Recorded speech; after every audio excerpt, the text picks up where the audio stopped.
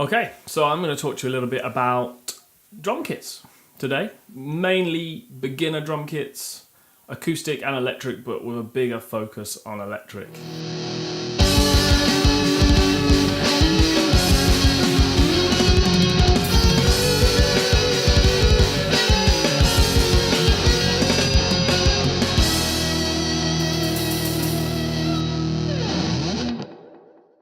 So I get a lot of parents speaking to me about buying kits, and I find myself giving the same advice. So I thought the best thing to do is make a video, so save me repeating myself. There's just a few things you have to watch out for with electric kits. Now, what a lot of people will do when they're thinking Christmas and birthday presents for their kids is go to a shop, speak to someone in the shop, and you end up spending a couple of £100 on an electric kit. And although it will be fine and there's nothing wrong with that if that's what you'd rather do, sometimes it's better to look elsewhere, because what you'll end up with is a brand new kit which doesn't necessarily do everything you want it to do.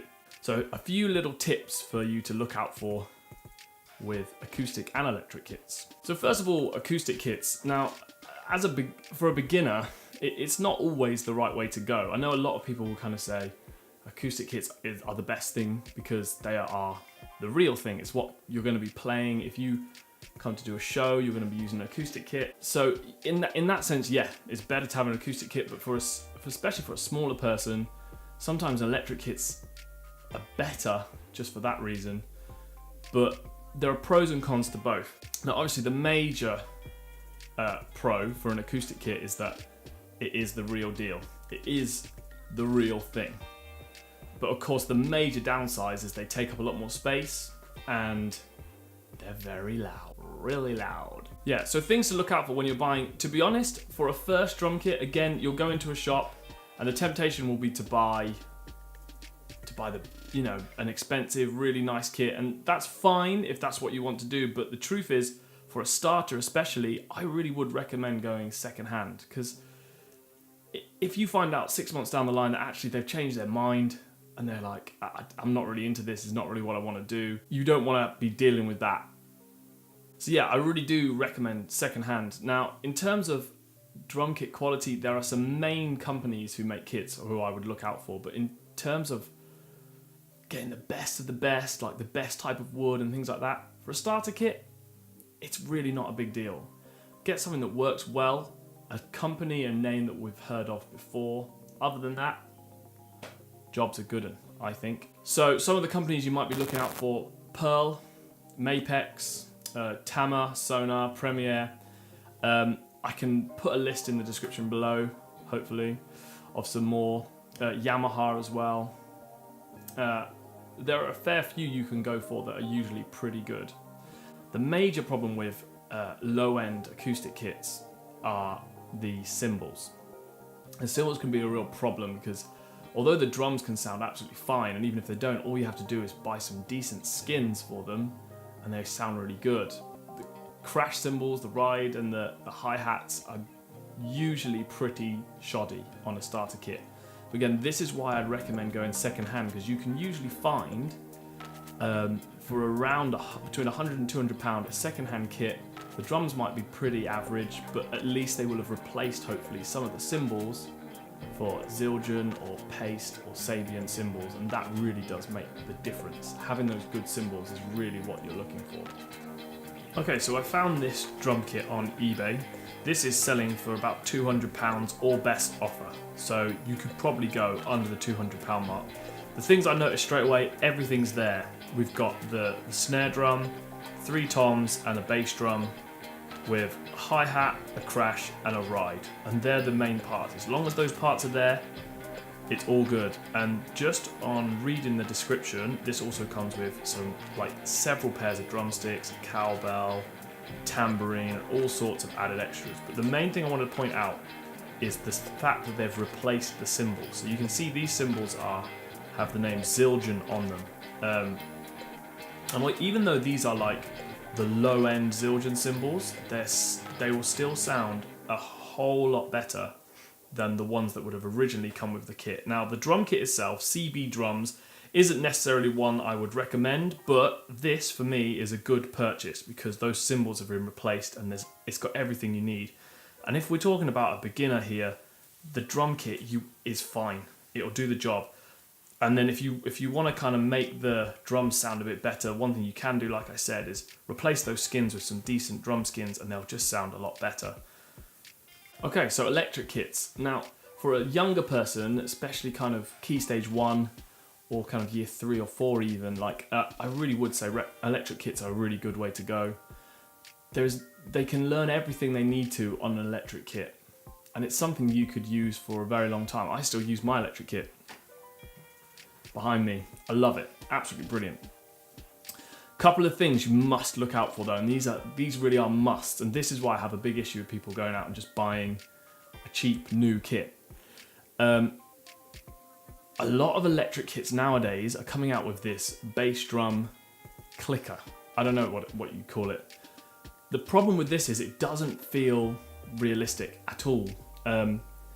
So when you hit the bass drum, you're just basically pushing down on a button, rather than having the feel of the bass pedal. Really what you're looking for is something with a proper pedal, like this one. So because when you're hitting that bass pedal, you get that feeling with the beater moving. And if you've just got a clicker, i.e. no pedal, you're literally just pressing a button on the floor. And it just doesn't have that same feel. Now, in an ideal world, you'd get an electric drum kit with mesh heads. And I'm hoping I've got a picture popping up about now somewhere showing the mesh head. Now these are great because they feel more like the real thing. You get good rebound from your stick and they just will feel more realistic. Now the problem with this is you're paying more money. The more mesh heads you have, the more it's going to cost. It's not vital, but it can be good. Now obviously if you're on a lower budget, say up between £100 and £200, you're probably going to get a kit with all rubber pads. And to be honest, that's fine, absolutely fine. Does the job, works really well.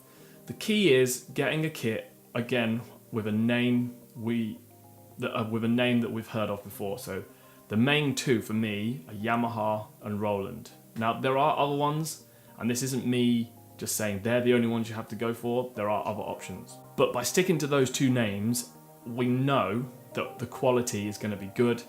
The sound card is going to be exceptionally good in comparison to a lot of others.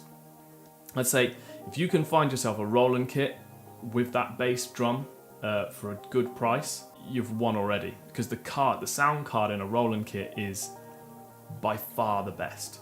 Now, Yamaha are close behind. Yamaha make really good kits. And the great thing about Yamaha is all the sound modules in the computer part of the drum kit are recorded drums. So there's no MIDI at all, so it's all real sounds. So they're really good. The build quality isn't perhaps as good as a Roland, but they're still amazing kits and are also better priced. Okay, so here's an example of a drum kit that's a typical one that a lot of people buy. Now Alesis is a name I haven't really mentioned.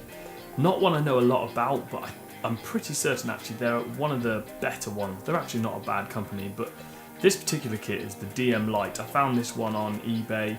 In secondhand, you'll pay you can pay about 50, 60 quid, but brand new, you're not going to pay much more than that, maybe £150. I don't actually know what they sell for.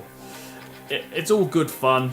You know, you hit drums, they light up, but it's poor quality. It's not as likely to last as long. And the main thing is, as the picture pans down, you'll see that the bass drum is just it's that clicker, and that for me is a real problem. So we don't really want that. That said, however, I mean, it's not a bad kit, and actually for a beginner, it does the job. So if that's all you want, just something that's going to do the job and just give them some way of experiencing it, it's fine. But just for those few other little bits, I recommend buying something slightly better, but second hand. Okay, so here's a better example of what we're looking for. This is a Yamaha DT Express or an Explorer, I can't remember which one's which. They're both discontinued models. If you can find a model that's discontinued, that can usually mean you can get it a bit cheaper on eBay.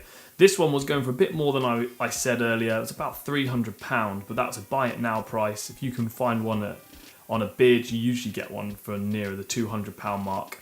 This one has that separate bass pedal that I was talking about, which is really good. It's a little bit more pricey because it comes with that amplifier. Now, amplifiers are not necessary. They're kind of cool and actually give you a really good sound, but the truth is you can plug a drum kit into anything that has a speaker. I have played a drum kit through a TV before. It didn't sound amazing, but it still worked. So if you're looking to save money, it's not necessary to have one. This is a great piece of kit. This particular one I found on eBay comes with, they're not in the picture, drumsticks and all other accessories as well, and the drum stool as well. Something else to look out with, does it come with a drum stool? You can buy them separately, but it's just more money. It's usually cheaper if you buy it all together. But this is a great example of a kit. It has just got all rubber pads, but like I said, that's fine.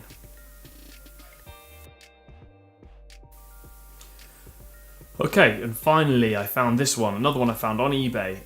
Amazingly, this one is one of the ones I found on bid, and it's currently bidding at £127, which is very low considering it does have that mesh head I was talking about. So you can see the snare drum is white, and that's the mesh head. Now obviously, if you get all mesh heads on all 4 of the drums, that's even better, but having it on the snare drum is it's really important. Now, this particular model is the TD3, another discontinued model, so it tends to sell a bit cheaper. I imagine this will go up a fair bit more than it currently is. You'd probably be looking to spend nearer the £300 mark on one of these, but a really decent piece of kit. And because it is Roland, it has that amazing sound card, and all the inbuilt stuff is just really good quality. And like I keep saying, it's got that separate bass pedal with that separate beater. I hope this helps. If you've got any questions, post them below and I'll try and help if I can. But yeah, anyway, thanks for listening.